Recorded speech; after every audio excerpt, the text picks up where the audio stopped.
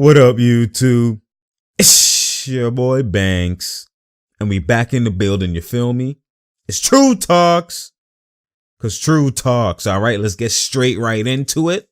I just want y'all to pause real quick, take your time to subscribe to the channel.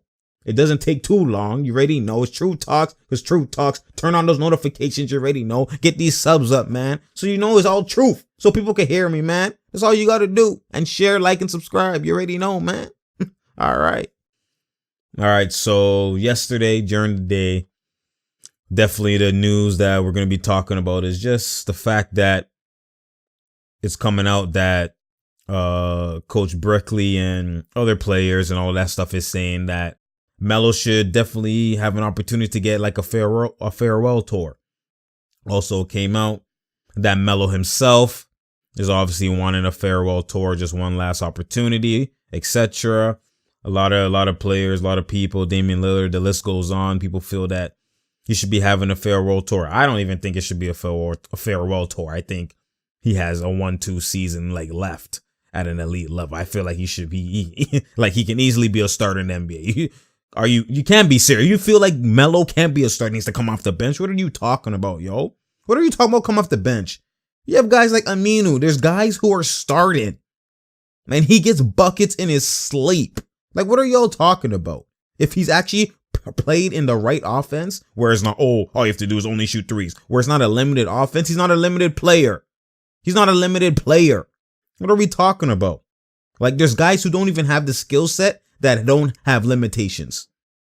So why would a guy with this kind of skill set have limitations? I already know it's kind of like the Mark Jackson thing. It's like it's a black ball for the league because all analytic people, their examples and their mindset is, we hate guys like Melo.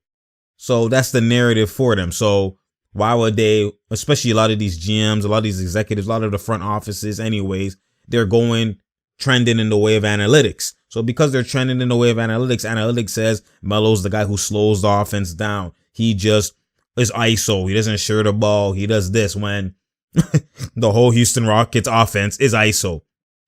LeBron James offense is ISO. Like Westbrook's offense is ISO. A lot of these guys' offense is ISO. KD, when he gets to the high post, what is that? It's ISO. If you want to be a scorer, every superstar ISOs. Like, what are we talking about here? Obviously, you pass on your double team, you pass in situations, but at the end of the day, it's all predicated off of ISO. So what are we talking about here? Are you serious? You telling me like, bruh, when it gets to the playoffs, what matters the most? The mid-range ability. People chuck threes, but at the end of the day, if you can't pull up, what did Kawhi do? ISO, pull-ups. ISO and pick and roll. Like, you're telling me Melo can't be doing that? Like, I don't know. It's just crazy, man. This narrative that they're trying to create, obviously, it's basically bad ball. Melo takes bad shots. Melo does this. Melo does that. And analytics says, you know what? The way is, we're not doing that. We're just going to be shooting the threes. Melo takes long twos, mid-range twos. We don't want that. We want layups and threes. No mid-range, but yet KD barely scores in the paint. It's mainly threes and mid-range. So that's not Melo's game? Like, what are we talking? What is an argument? There's no argument here anyways. Like, if you really know basketball, you know that Melo gets buckets in his sleep. He can easily average 15 to 20 easily. And if he's starting, even as a third option, he can even average 15 to 20. If he's playing in the right situation where it's like any situation, he can get 15 to 20. Let's be clear. But at the end of the day, on a winning team, he could easily go Melo, high post, Melo, low post, okay? Pick and pop Melo. You know what I mean? You get him looks here and there. You don't even need to give him the rock at all times. But at the end of the day, it needs to be a system where he's not just standing, catching, and shooting. That's it. These are rhythm players. These are scorers. They're not just shooters. They're scorers. Like, are you guys serious? Like, it's just crazy, man. It's crazy what the league has become. It's crazy what the league will do to get the real guys out at the end of the day. And I already know the main thing is more deeper into it. Like I've been said before, it's the league is trying to basically push this narrative of LeBron being the GOAT, because LeBron in the GOAT conversation creates a whole new dynamic, especially for the younger generation, the generation of now. They're enticed and they're glued to watching LeBron James and watching NBA. Like LeBron James and NBA is just, the marketing goes hand in hand. They need LeBron James at the end of the day. You get what I'm saying? So it makes sense. It makes sense what they're trying to do. I see what they're trying to do for them, because if Melo is still playing and he's actually killing at an elite level, it takes away the narrative of LeBron's the best at this age and all of this type of stuff, because the whole narrative is every single one out of that big three era. I mean, sorry, not big three, out of that 2003 draft, the top five out of 2003 NBA draft is still playing. It would be Melo is killing and LeBron is killing, but the whole narrative they want is LeBron is the only one killing out of the 2003 draft. The only superstar left that's killing is LeBron. And that's supposed to push the narrative that you see how he's the GOAT. You know what I'm saying? All those other guys are retired. They're not in the league. That just shows you LeBron is longevity. This. Which I see why the NBA and a lot of them are trying to blackball this guy out of the league, even though LeBron has nothing to do with this. LeBron doesn't have anything to do with this because he wants Melo to be in the league. Right? So at the end of the day, it's just, I know the way the league works with the analytics and the way just the narratives and so many things will change if Melo's actually getting buckets. They don't want to look wrong. They don't want to be wrong. At the end of the day, a lot of these front offices just don't want him because it's a bad look. They're trying to make him the scapegoat. They made him the scapegoat in Houston. They made him the scapegoat in OKC, even though Houston didn't work when Chris Paul and James Harden were still playing together. They didn't work. They were still losing until when Chris Paul got injured and then James Harden went to his own isolated offense. And then I think they lost a couple 1-2 players. That's when they started thriving. It wasn't Melo, because Melo still had points and was eating some nights too. So clearly it shows you it's not just Melo. Like, what are we talking about here? So that narrative is just terrible. OKC exit first round with Melo, exit first round without Melo. So it's not Melo. You know what I'm saying? Like, so it's just, this narrative is just terrible. It's a terrible narrative, absolutely terrible. But if you really know, Melo can get buckets. He has no limit to his offensive arsenal. And if people want to talk about defense, oh, but Melo, he doesn't play defense. Did LeBron play defense? Like, I just, you can't have your cake and eat it too. That's what I've been saying to people. Like, you can't have your cake and eat it too, man. You can't. You can't praise one way, praise someone for one thing. Oh, LeBron this, LeBron that. LeBron, he doesn't play defense, but he's saving himself for the playoffs. But if Melo doesn't play defense, he can't play no defense. He shouldn't be in the league. Like, come on, y'all. Y'all can't be serious, man.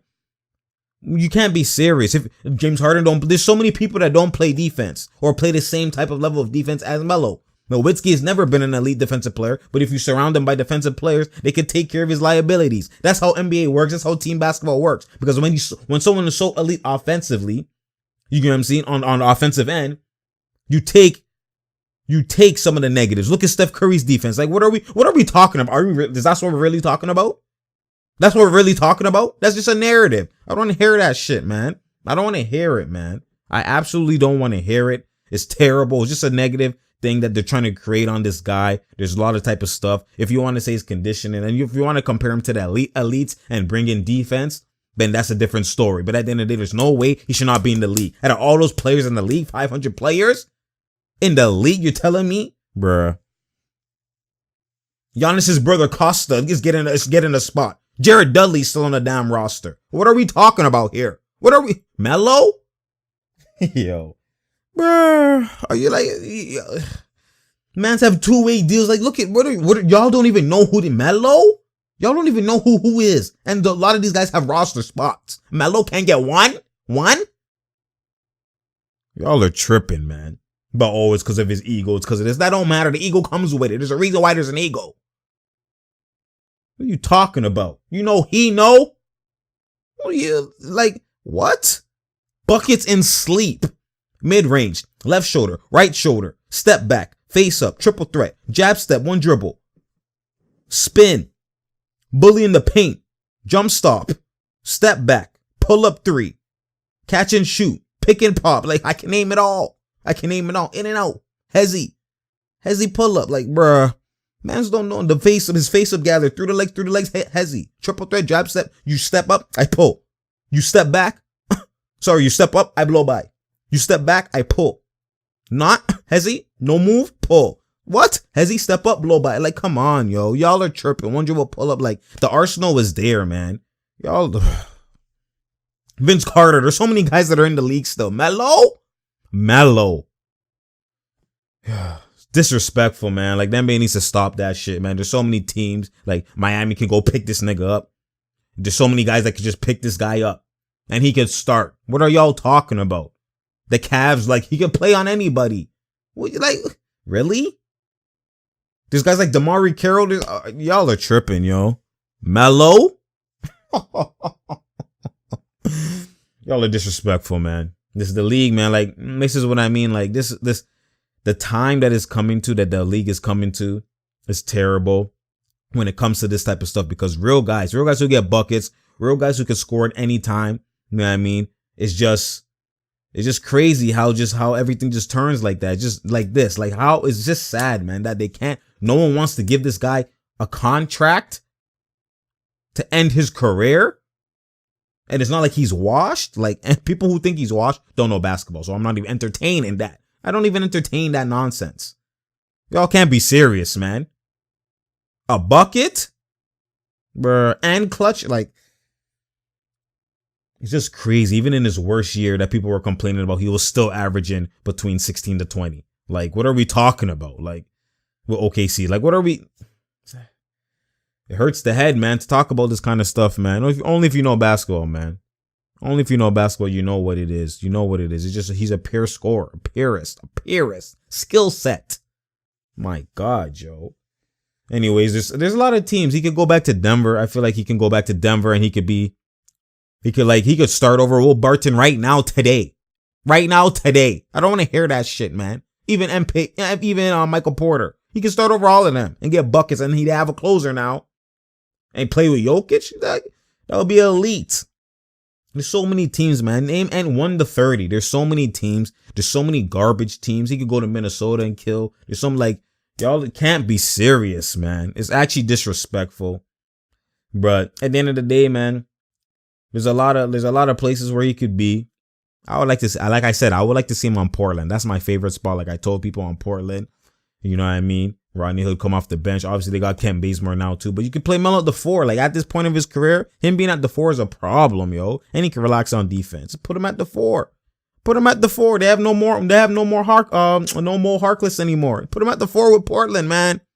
Jeez. Dame, CJ, Kent Bazemore, Melo, and Whiteside. I like it, man. Come on, Dame, do that work. Come on now, yo. That's just, bruh. There's all kind of places he could go, but I just like that fit. That fit is just beautiful to me. That fit. I just see it. Floor spacing for Dame. He can actually cook. Like, that's what they haven't had at the 3 and the 4. They haven't had floor spacing that well in Portland. You know what I'm saying? And then, you know, you can mix and match the lineup. You still eat with the bench. Like, bruh. Like, Melo's just guarding guys like Draymond and whatever. Like, you know what I mean? Like, he's guarding 4. Zion's. He's not, like... You know, his best year was when he played the 4 with New York. His best year at the later stages. You know what I mean? So when he had the scoring title was when he was playing the 4. And that's hybrid. That's a mismatch. Oh my God. Those guys, remember Brandon Bass and all those guys were guarding Melo, and he was cooking him with the face up through the leg series and then that spin. You know the clip I'm talking about in the playoffs versus Celtics. Y'all are tripping, yo. Y'all are tripping. Y'all got it, bro. Anyways, let me not go into too long, man, because I can go on for days about this. Y'all give Melo a spot, man. It's getting out of hand, yo. It's getting out of hand. Y'all can't be doing this, yo. Analytics what? Analytics what? Like, I don't want to hear that shit, man. There's a good balance, but at the end of the day, like, in the clutch, when you need a bucket, what do mans do? It's most of the times, look at KD's known as the best player in the league. KD, Kawhi. It's a mid-range guaranteed pull-up, step back, or type of bucket creating. That's the way you kill defenders. You unguardable, because at the end of the day, the scouting report forces you can help in the paint, you can help on the perimeter, you can trap the pick and roll, those type of stuff. Mono. Dribble pull-ups is the easiest way and the most unguardable way to score. Not easiest, sorry. The most unguardable way to score. That's what the Dons do. That's what scorers do. You don't need a force in the paint. What? Melo of 50 points, not 1 point in the paint. That Melo can't get a spot in the league. Anyways, it's True Talks, man. Because True Talks, man. Share, like, and subscribe, y'all. It's getting out of hand, man. It's getting out of hand. I don't know what these guys are doing, yo. Just share, like, and subscribe. We got more videos coming. on the regs. You already know.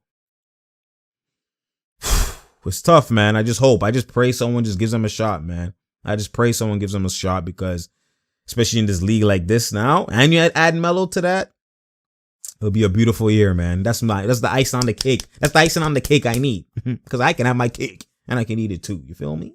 Pause. Anyways, it's True Talks, because True Talks, and we out, man.